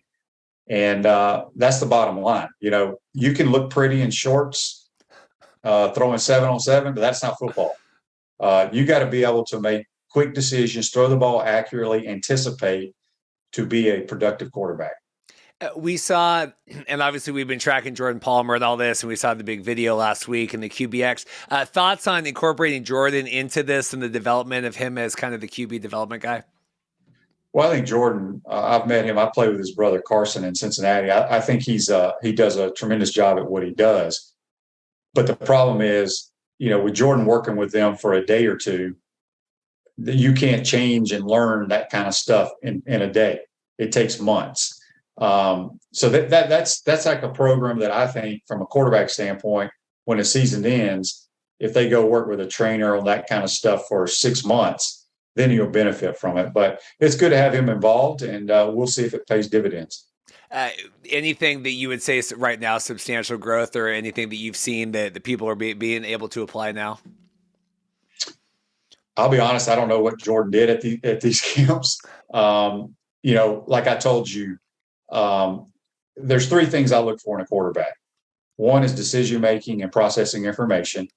The second is accuracy and anticipation. And the third is mental and physical toughness. That's what we're looking for, and that's what we're hoping to get out of our quarterbacks. Now that we've gotten to kind of joint practices and we're doing a lot more stuff on the field, how do you feel about the offensive, quality of the Guardians?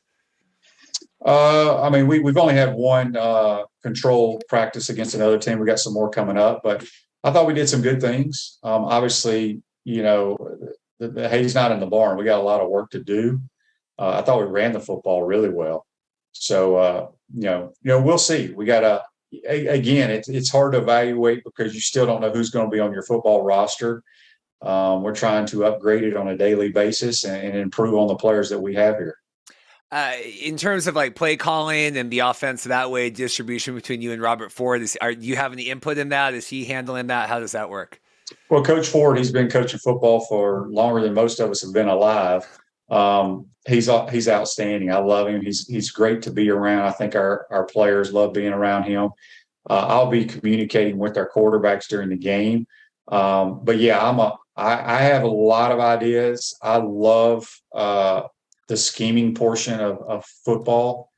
So yeah, he's listened to some of our ideas. Some have gotten put in, some have not. But he's the guy in charge, and that's why he's the OC. In terms of just this is a unique situation, right? And you guys are in Arlington and the hub and it's spring football and it's 5 weeks. Like just overall thoughts, like how do you feel? I mean, it has to be so different than anything else you've ever done. Yeah, it's very unique. You got to get on a bus and drive 45 minutes to practice each day. That's just one way. We practice, I think, farther than any other team for some reason. But the facilities have been outstanding at these high schools in Texas. It's been a first class. The food's been outstanding. The hotels we're staying at have been great. It's been a lot of fun. And, it's getting to that point now, like when I played in the NFL, once you're at training camp for a week or so, it's time to move on and start playing games. But we still have almost a month away until we play. But we're anxious to get going. In terms of, and I'll let you go here soon, I appreciate your time. In terms of just leadership, everybody there, I was talking with Jonathan Heimbach last week. He said, Russ Brandon's walking around talking to people. Like, how do you feel about the leadership and management of the league right now? Oh, I think it's great. With Danny Garcia and Dwayne Johnson and the Red Capital Group, I think they've put this thing. It's not easy to put a league together, and we know what's happened with spring leagues in the past, but the leadership group has been outstanding. I was with the Buffalo Bills when Russ was running the Bills, so it's been first class, and I can't wait till we get going in the season playing games. I think the fans will be excited. Last question. What do you want? What should the fans of the Orlando Guardians, which is kind of Danny's team? I don't know if you know that, right? That's kind of her team. Do we get special treatment since we're her team? Well, I know. I mean, but here and we might have some other announcements this week that we can we'll talk about on the show when it airs. But what do Guardians fans? What are they going to see from you guys when you hit the field?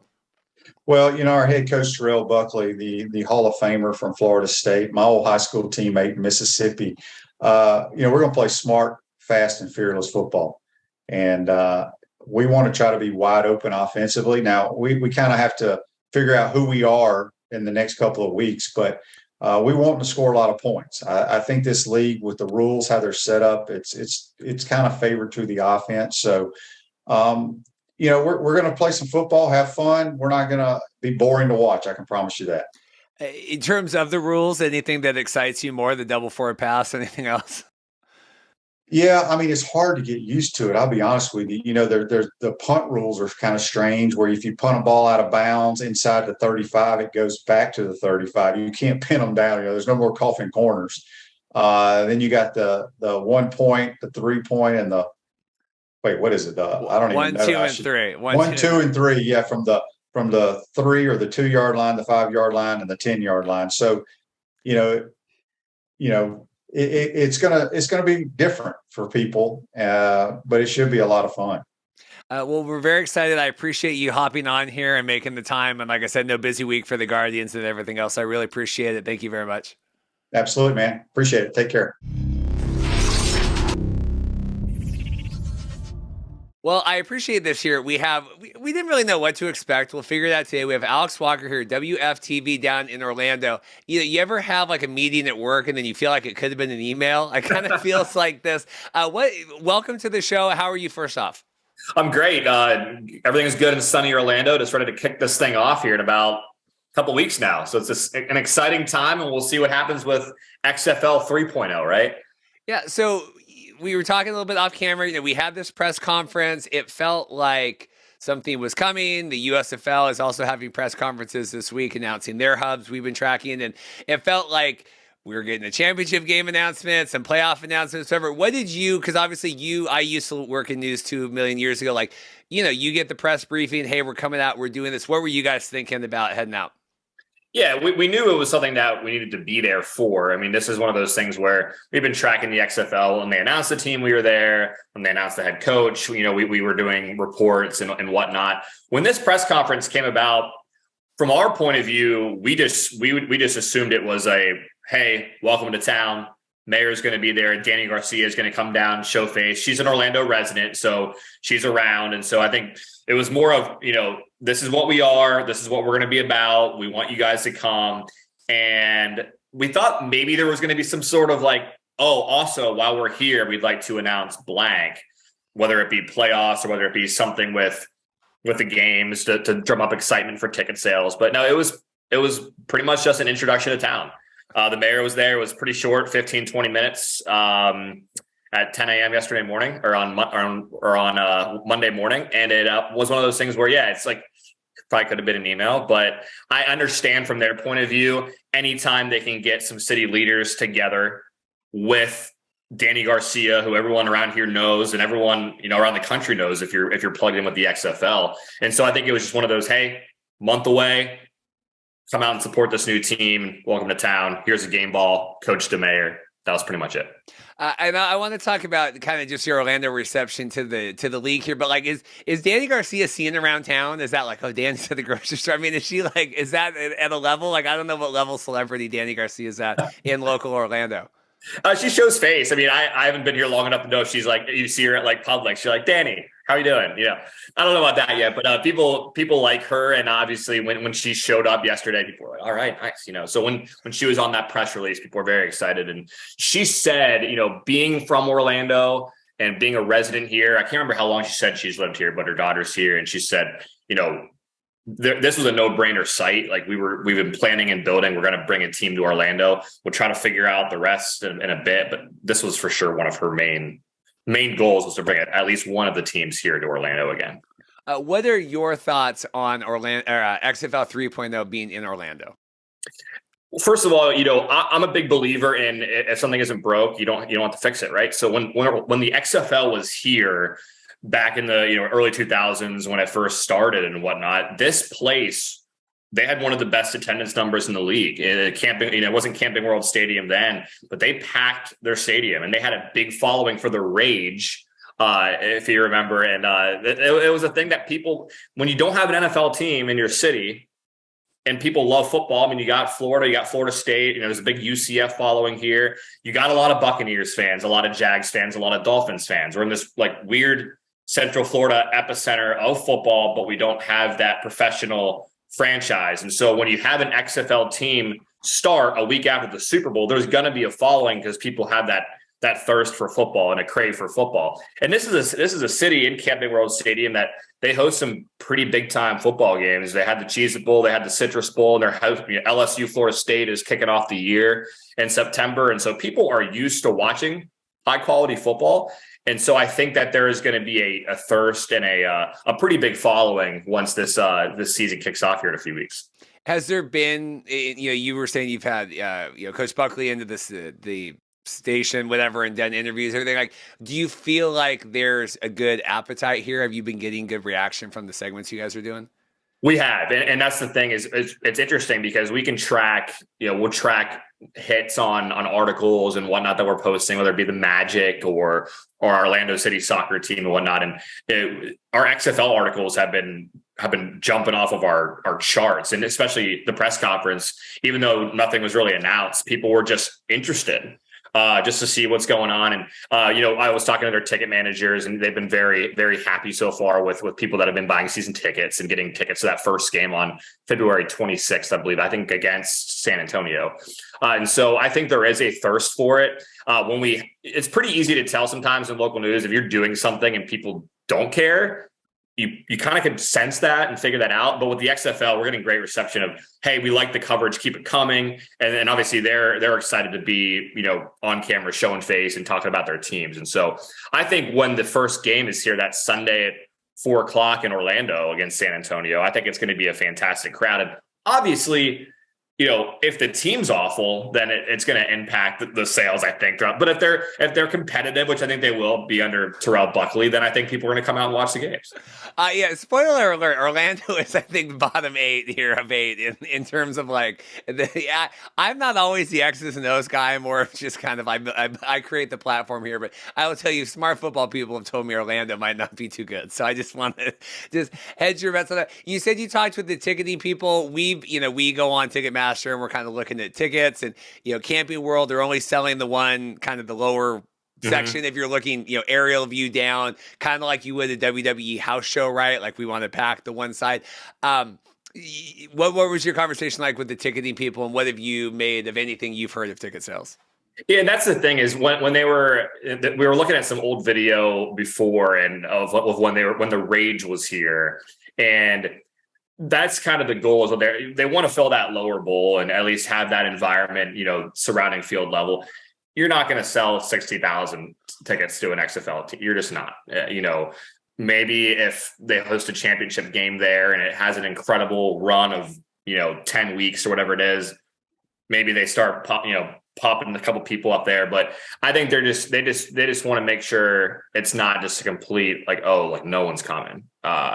And so they've been excited with the ticket sales, and they've been in the community doing town halls at places like Topgolf and places around town to kind of stir up interest. But I think a lot. What's funny is I'm seeing way more Orlando Rage gear around town than I am Guardians gear, because people that were old fans have been very adamant, to me at least, like, we're just going to be a new fan and we're going to get our gear and then we're just going to pick up like we never left town. And so I think they're really catering towards that former fan base too. And then while at the same time, people that are new to this area, which, people move to Orlando at an aggressive rate, I think they're also catering to a younger fan base, the UCF college students, trying to get them to say, hey, come on over on a Saturday, Sunday, 20 minutes down the road and tailgate and have a great time and come to our games. And so they've been very good about getting out in the community and trying to stir up interest.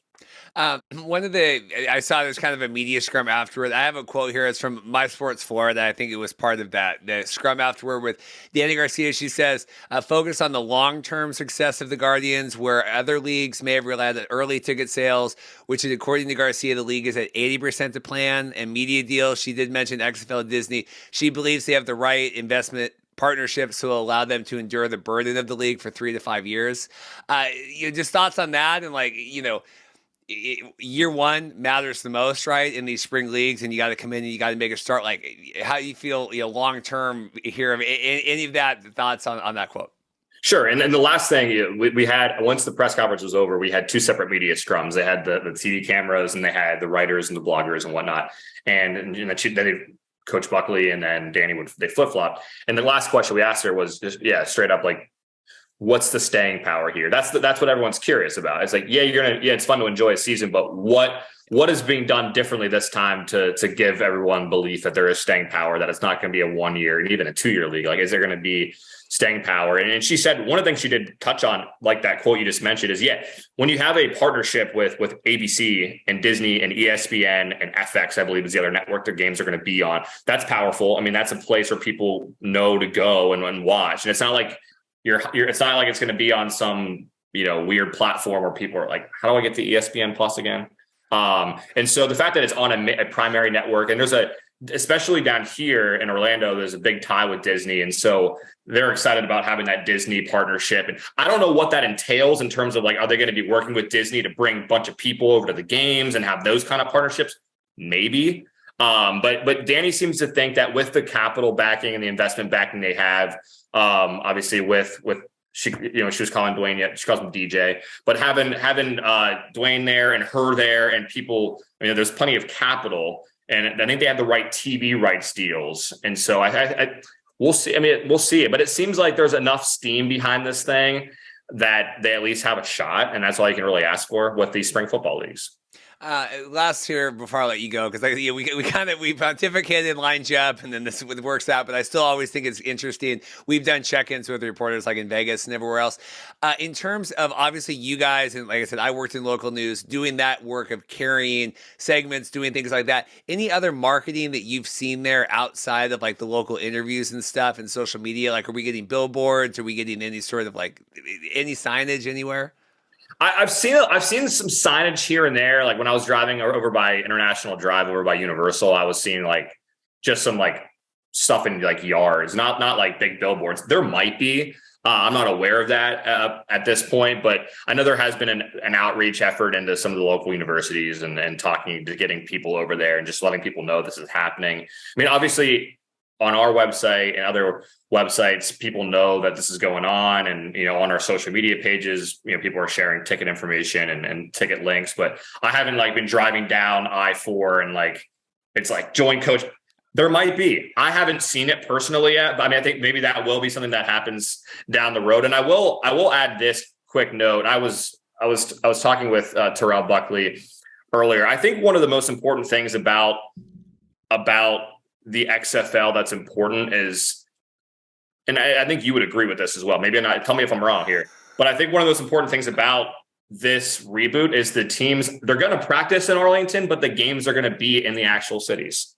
When you have a spring football league where they're playing all the games in a Birmingham or something like that, where you're having X team versus O team in a place where no one even knows about the team, that's just not a successful platform to me. Like, I don't think that's a great strategy. So actually, it'd be nice to have the teams just practicing here, but to have it makes more financial sense to have them in Arlington, ship them out to the games, and you actually have that investment with the community of like, hey, we know every weekend our team's going to be playing down at our stadium, and you get that community draw up. So I think they're doing that part right, of at least having the cities be the hubs of the games and not like throwing them in some miscellaneous place like Shreveport or something and having them play games. So something that will make USFL people upset. Yeah, because this year they're expanding, right? Because it was all Birmingham last year, and now they're playing in Memphis, do whatever. Well, they announced Canton, Ohio, and they still don't even have a Canton team. I mean, they have Pittsburgh. So like, yeah, you could be in cities and still not even have anybody in your actual teams playing there. But yeah, no, I agree. I just we're like a month less than. I mean, I keep saying we're a month. We are like about 3 weeks out. So it's 3 weeks. Anyway, Alex, I appreciate WFTV. Anything else before I let you go? We're making chicken salad out of whatever today, so it's good. Yeah, no, that's all I have. I just if you're watching this at some point and you are in Florida and you want to be a Guardians fan, the last thing I'll say about the team is whether or not they're going to be good, not competitive. The one thing they've done, which I think is neat, is they've at least tried to dot the roster with Florida guys that played college football here that people know. A DeAndre Francois, Florida State. They have Terrence Plummer was a big star for UCF on the defensive side. So they're at least making an effort to say, hey, if you don't really care about the team necessarily, if you care about a player, come out. And so we'll see. The roster, to me, I think it can be okay. I don't look at the roster and say, man, like that's top tier XFL stuff, but we'll see. We'll play the games and we'll watch it and we'll have fun. That's what this is all about, right?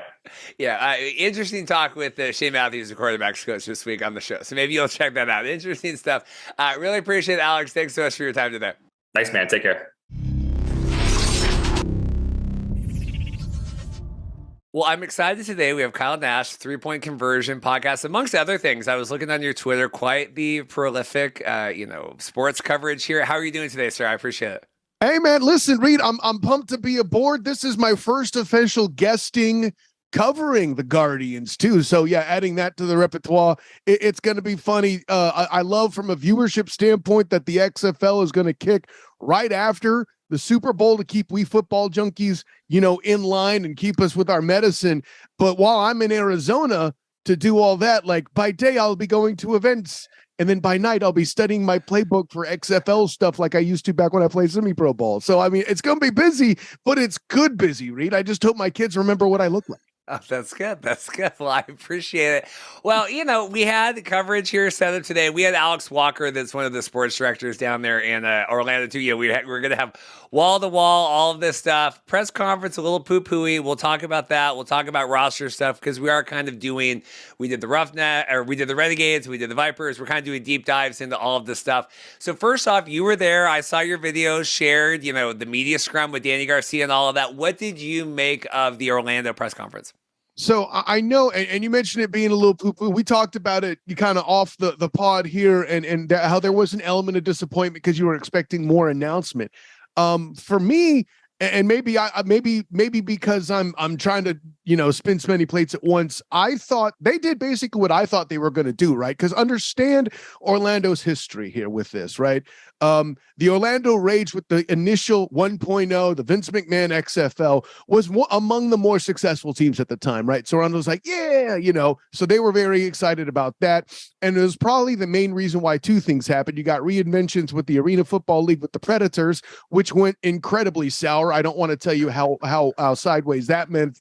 I have knowledge of some of the crazy that went on with that. We'll leave that at that. It got, I'll say, quite questionable. And then over and above that, you have the AAF, which again, thoroughly embraced. Spurrier came out of retirement. Fun guy to talk to, by the way. You had former UCF, USF players playing together in peaceful and productive side-by-side action, which a lot of Central Florida people would not have predicted necessarily, I say jokingly. And by the way, speaking of that, shouts to former AAF left tackle Aaron Evans, who painted that rendition of me in my day. So, I always like to show off his work when I can, Reed. Thank you for indulging me. So not only do they have those local stigmas in Orlando to battle, and they've been hurt before, Reed, is what I'm saying. And then they get snubbed for the Vipers to be in Tampa. Over and above the fact you're using USF bowl colors.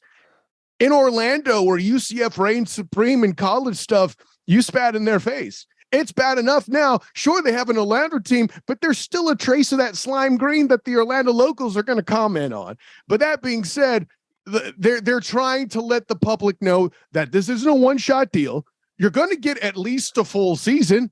And to hear Danny Garcia talk about it, they're in for the long term. And this is the message they needed to hear. The mayor, Buddy Dyer, was there. They needed him present to kind of sign off of it.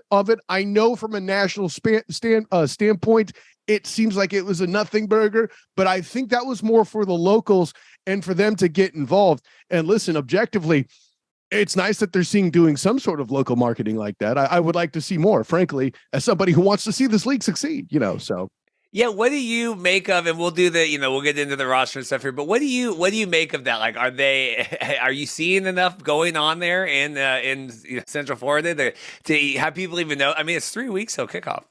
I'll put it nicely this way, Reed. Like, for me, I'm assuming they're going to make a lot of their corrections because they're leaning into TV right now and making it a national product. Locally, well, that's the reason why I say that's the strategy. I'll put it nice. Because even in Camping World Stadium, right, we're only selling one half of the lower bowl. At least it seems like right now, looking to be more like WWE. We have the cameras pointing one direction, right? We don't want to show the empty. I mean, I don't know how that's going to play on TV. I mean, are you concerned that we're going to turn on the TV and it's going to be like, what the hell is going on in Orlando? Oh, absolutely. But any startup league has that problem, right? I believe when you observe that with, I don't even have to go to startup league. Like, let's go back. And again, I hate to keep, calling out USF and the Bulls. They aren't a startup, but they play in Raymond James. So even if they have a bigger crowd, it getting filled with green is not something that happens typically. And we'll get, I know there's a lot more physics, like they've had a lot of fiscal stuff going on and they're trying to get their own stadium. And that's been a challenge. That's not what I'm getting into, but it never looks great on camera to have that many empty seats. That's what the Apollos got so right going over to the bounce house. Not to mention, I mean, I can mention the tie-in where UCF needs the money anyway, because they're jumping to the Big 12, right? That could have been a good, marriage, maybe at least temporarily, then, you get a base and then go to Camping World. I would have preferred to have seen that to kind of answer that question, Reed. But for my money, yeah, that's if it's a concern, it's a valid one. Absolutely.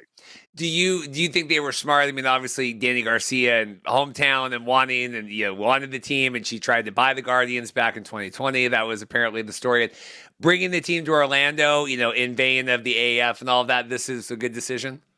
Yeah, I mean, again, with the success that the Raids were the first time, the fact that she can be part of the, marketing leg just by appearing, I think a lot of that is a good move. I think Orlando it's the best venue you could have that doesn't have all the new bells and whistles, right? I mean, if you're going to knock it, Orlando as a venue, the only problem really at this point is the stadium, right? For context, Camping World Stadium, aka the Citrus Bowl, as I know it in my age group, and my dad would have known as the Tangerine Bowl. She'd be aging a bit, man. And I know they did a renovation on it, I think, after the UFL and the Tuskers. Oh, yeah. I forgot to even bring up that catastrophe. Goodness gracious. There's so much pain here in Orlando. I'm forgetting stuff, Reed. You see why they did that presser now, But I think with that in mind, like if for Orlando, the XFL makes sense, because as much as the Orlandonians want to host a Super Bowl for the NFL as a non-NFL city, they don't have the facilities for it. And if they could actually get the local embrace of a football team and that goes well enough, then they might get money to upgrade the facilities. I'm going long-term here with what the vision might be. I'll put it that way. So there's that's where all the Orlando tie-in comes in. You have to think that's all a part of it. And let's not forget the Mouse Empire, just a short bit away too, right? They're in the sports game as well. You might remember. That's good. Yeah, no, I mean, they had the quote, and I had it pulled up earlier that it's, it's a 3 to 5 year plan. And Danny, we're not worried about ticket sales right now. It's like, okay, I don't know. I mean, the general consensus of XFL people that are skeptical of the league is, they're going to run out of steam and money here before you hit that 3 to 5 year mark that she's talking about. Well, certainly history dictates, right? Again, we're back to the AAF, we're back to the Arena Football League with that same concept. I think it's a little different in this instance because they have some of the TV accounted for, right? They're airing games on ESPN, and they're doing it without making the mistakes of some of the past spring leagues we've seen, right? When do spring leagues that made it past year one, so to speak, start to fall apart, buddy? When they battle the NFL direct. And I know they're not going to make that mistake. I'm going to go out on a limb and say, if we're looking big picture, right? Like at the beginning of, I forget the Arnold Schwarzenegger movie. I think it was The Sixth Day, where they had the Arizona Roadrunners and somebody playing. There's a drop for you.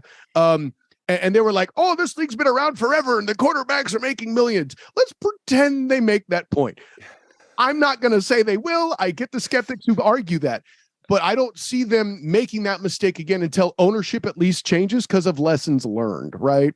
So again, all the skepticism is valid. I've kind of avoided going down that road myself because I just like covering football. This is what I do. But yeah, any skepticism on that front warranted is certainly well-founded in my mind too. History has shown us, right? So from the Guardians here as a whole on the field, like I said, the people I talk to, the football people, bottom 8 of 8 here, in the South Division, the Texas versus the world, kind of the way we have it set up here with the whatever. It's like a wrestling feud. What are your general thoughts that and I know we're still going to do cut downs, but the roster the Guardians have assembled thus far? So from looking at it, I think their skepticism has some warrant, but by the same token, I have other questions too, right? So for one, we talked about before we went live, the quarterback situation. Not ideal, not great, Bob, if you're looking at it just at face value. Also looking at, and I've gotten to meet head coach Terrell Buckley, awesome guy to talk to, excellent pedigree of an NFL player, a Super Bowl winner, 14-year vet. All that is great stuff, but we don't know. He's a question mark as a coach. So he's certainly not anybody who's been around long enough to be renowned as a quarterback whisperer or any of that. But what I wonder is if some of the other coaches in the league are still stuck in the NFL of the past, right, Reed? Like I've had conversations, be it on the Student of the Game podcast that I host every week or other places I've been, even with head coach Gus Malzahn, I've asked the question of at UCF.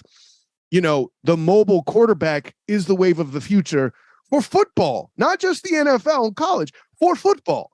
If some of these other coaches that aren't brand spanking new, like Terrell Buckley, don't embrace that, they might get left in the dust. Because at the end of the day, one has to think this is a recruitment league. And like college, they're going to start to model what the NFL is looking for, maybe even more so, and also mobile quarterbacks happens to put butts in seats.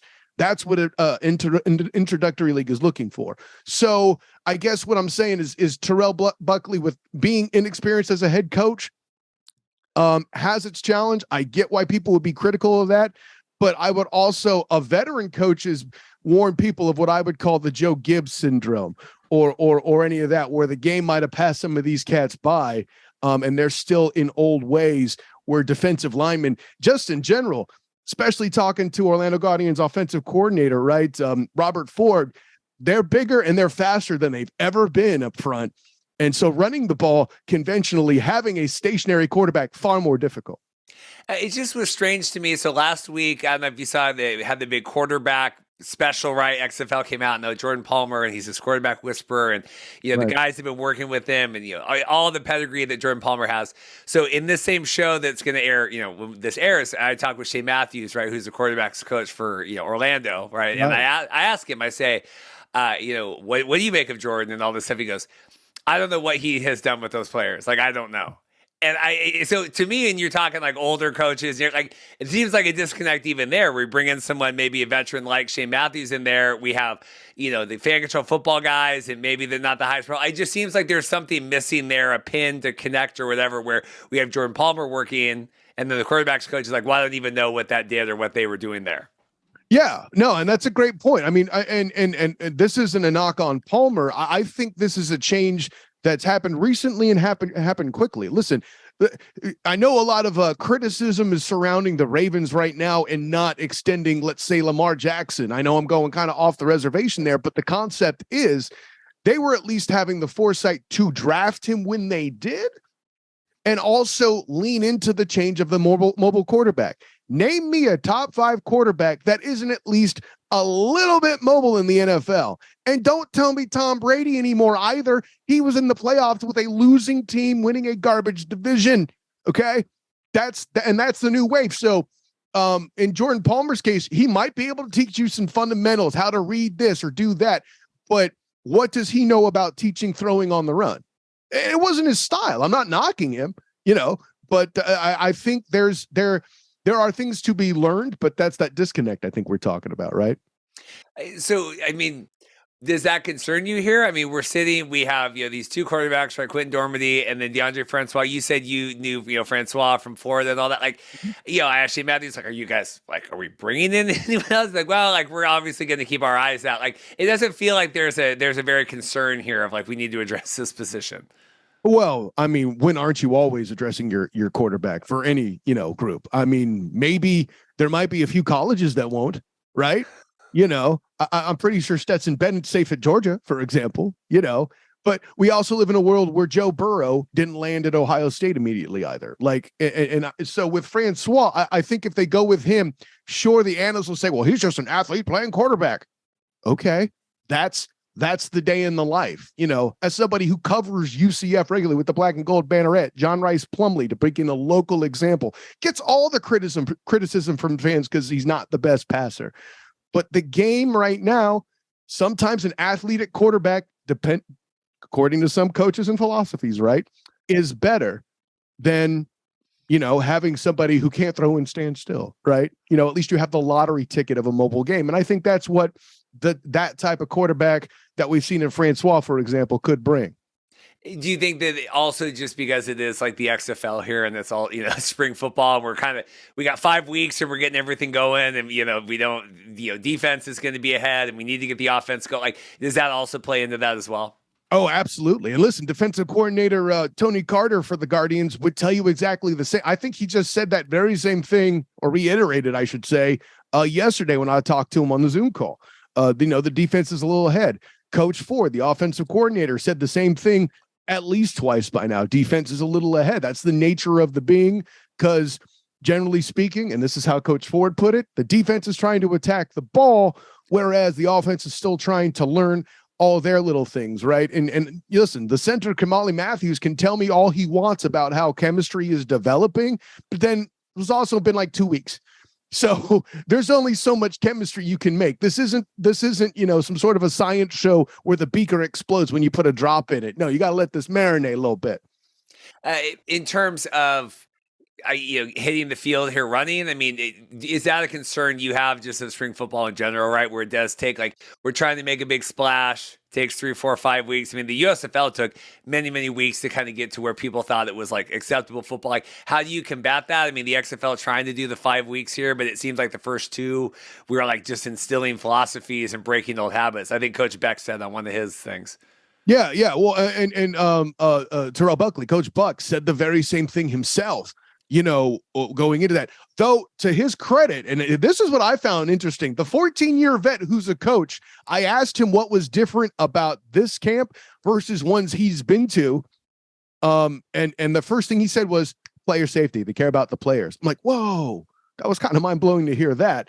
But, that first ramp up week when they were making sure guys were in football shape and ready to go, and the fact that they have the compound, basically is what I'll call it, in Arlington there, where all of it is very centralized, was not only a good fiscal move, sure, but I think you're getting certain other logistical advantages to get stuff instilled into place quickly. I'll say this for the AAF, the Alliance of American Football, that had the Apollos, they got lucky on a lot of fronts that a couple of teams did come out looking tight quickly, right? The Apollos in here in Orlando was one of them. The San Antonio team, whose nickname Commanders.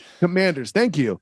I'm trying to block that out of my head, out of the Washington team not calling themselves the Red Tails there in the NFL. So you can understand why my mental block came up. Anyways, yeah, I don't know how they did it exactly. I wasn't locked in with that group as much as I am some of the others I cover, but it was a blessing. They got off the ground and got off and running quick. You got a good point there, Reed. In terms of some of the receivers and stuff like Andrew Jamil, some of these names where I think Francois, it feels like they drafted guys that maybe Francois knew or had familiarity with. Like, anyone else standing out from you from the offensive side here of the ball in Orlando?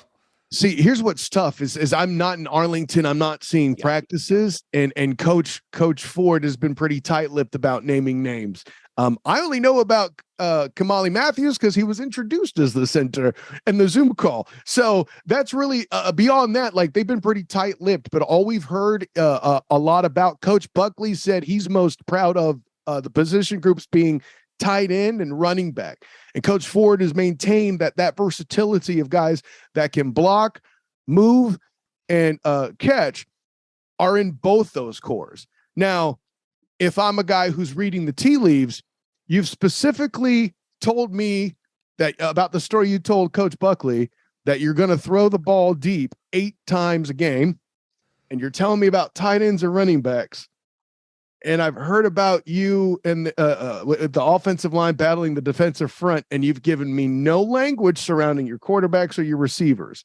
I'm not trying to be conspiracy guy, but that is a message. Sometimes what isn't said, Reed, is a message. But again, we know nothing until we see the product on the field. And maybe Coach Buckley's playing some 4D chess. You can't rule it out, but also, let's keep it simple here. So they may just be a team that's trying to punch you in the face and play good defense. Who knows?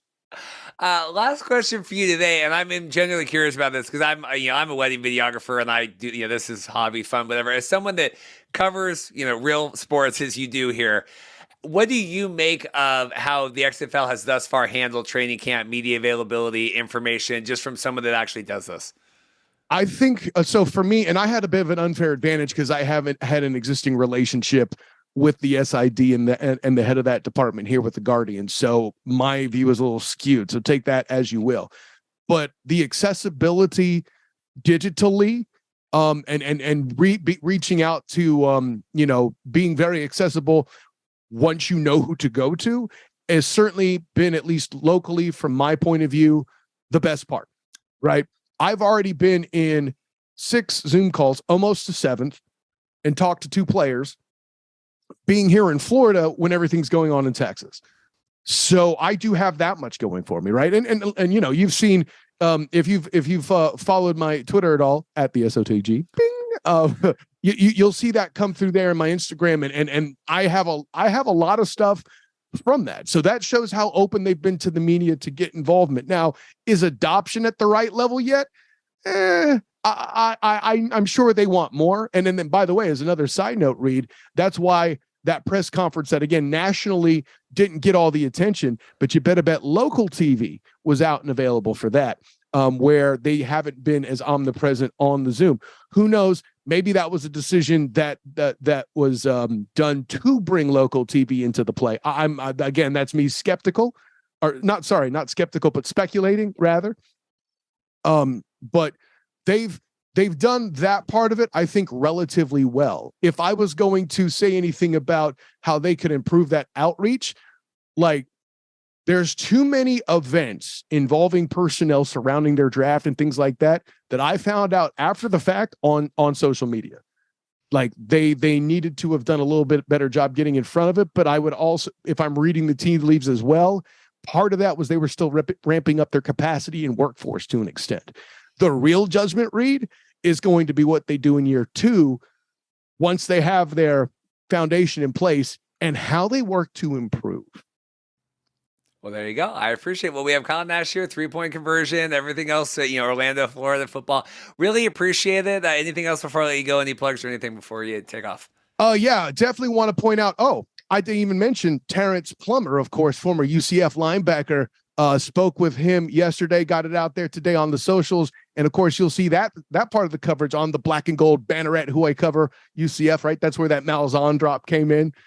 So definitely want to throw that those shouts, check that out as well on the Black and Gold Banneret YouTube channel. Also the 3-point conversion YouTube channels where you'll find all my coaches interviews there. And then me personally, Reed, the SOTG on Twitter and Instagram, and the Student of the Game on Facebook, man. So yeah, looking forward to that. I'll be in Arizona with the 3-point conversion and A7BN Sports in Arizona. So look for that in the next couple weeks as well, man. But still burning the candle during the night to stay up with the XFL and Orlando Guardians action too. Well, yeah, but I mean, I think that, I think the league needs to, realize sometimes like where they fall in that pecking order, right? Where a lot of the people I talk to, you're covering the other things and then also the XFL because it's a passion or because it's something that you care about, right? That you want to incorporate that in. So it's good. I mean, it's good that we're all doing this, but I always think that shouldn't be forgotten, that you have a lot of other things you're doing that maybe pay the bills a little bit more here. Yeah, exactly too.